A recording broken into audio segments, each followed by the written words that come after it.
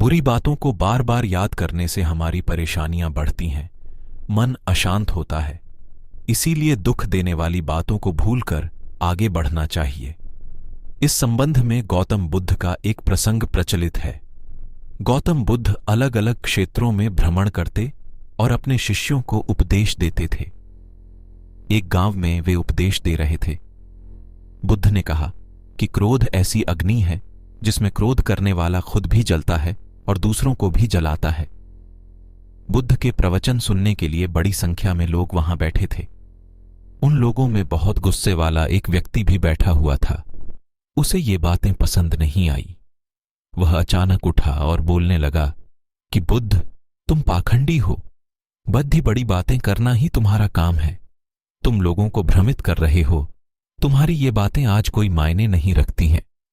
व्यक्ति लगातार बुद्ध को अपमानजनक बातें सुना रहा था।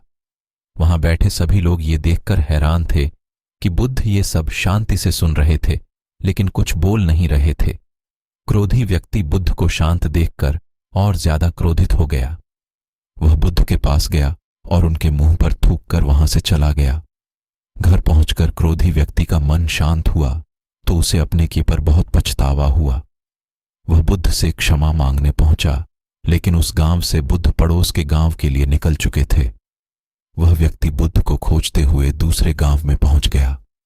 वहां व्यक्ति को जैसे ही बुद्ध दिखाई दिए, वह उनके चरणों में गिर गया और क्षमा मांगने लगा। बुद्ध ने उस व्यक्ति से पूछा, तुम कौन हो और क्षमा क्यों मांग रहे हो? उस व्यक्ति ने कहा, क्या आप भूल गए? मैंने कल आपके साथ बुरा व्यवहार किया था, आपका अपमान किया था। बुद्ध ने कहा, बीता हुआ कल मैं वहीं छोड़ आया हूं और तुम अभी भी वहीं रुके हुए हो। तुम्हें गलती पर पछतावा है। तुमने पश्चाताप कर लिया। अब तुम निष्पाप हो गए हो। बुरी बातें याद करते रहने से हमारा आज बर्बाद हो जाता है। इस आदत की वजह से भविष्य भी बिगड़ सकता है।